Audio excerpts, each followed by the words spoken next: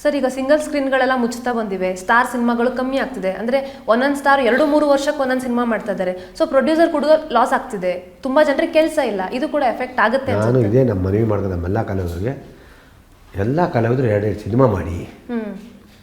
2 cinema, Darshan 2 cinema, Sudeep 2 cinema, Shivanna 2 cinema, Upendra 2 cinema, Vijay 2 cinema, Dhruva 2 cinema, ಇನ್ನು ಬರೋ ಎಲ್ಲ ಹುಡುಗರು ಎಲ್ಲ 2 ಸಿನಿಮಾ ಮಾಡಿ.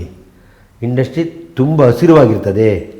ಇಲ್ಲಾಂದರೆ ನಮಗೆ ಗುಂಟೂರು ಖಾರ ಅರ್ಧಾಗ ಬೇರೆ ಭಾಷೆಯವ್ರು ಅರ್ಧ ಬರ್ತಾರೆ. ನೀವು ಬಿಟ್ಕೊಳ್ಬಿಡಿ ನಮ್ಮ ಚಿತ್ರರಂಗನ, ನಮ್ಮ ಚಿತ್ರರಂಗ ನೀವೆಲ್ಲರೂ ನಮ್ಮ ಆಸ್ತಿ.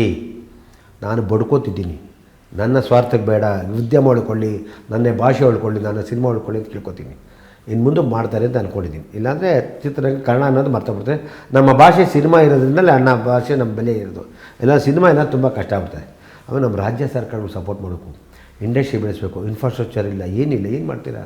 ತುಂಬ ಕಷ್ಟ ನಿರ್ಮಾಣ ಮಾಡೋದು ಇವತ್ತು ಆರ್ಡಿನರಿ ಇಲ್ಲ. ಆದ್ದರಿಂದ ಸರ್ಕಾರಗಳು ಇದು ಪ್ರೋತ್ಸಾಹ ಕೊಡಬೇಕು, ನಮ್ಮ ಕಲಾವಿದರು ಒಳ್ಳೆ ಸಿನಿಮಾ ಮಾಡಬೇಕು.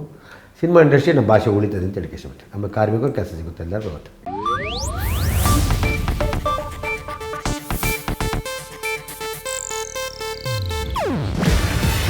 ಇದು ಏಷ್ಯಾನೆಟ್ ನ್ಯೂಸ್ ನೆಟ್ವರ್ಕ್ ಪ್ರಸ್ತುತಿ. ನೀವು ನೋಡ್ತಿದ್ದೀರಾ ಏಷ್ಯಾನೆಟ್ ಸುವರ್ಣ ನ್ಯೂಸ್.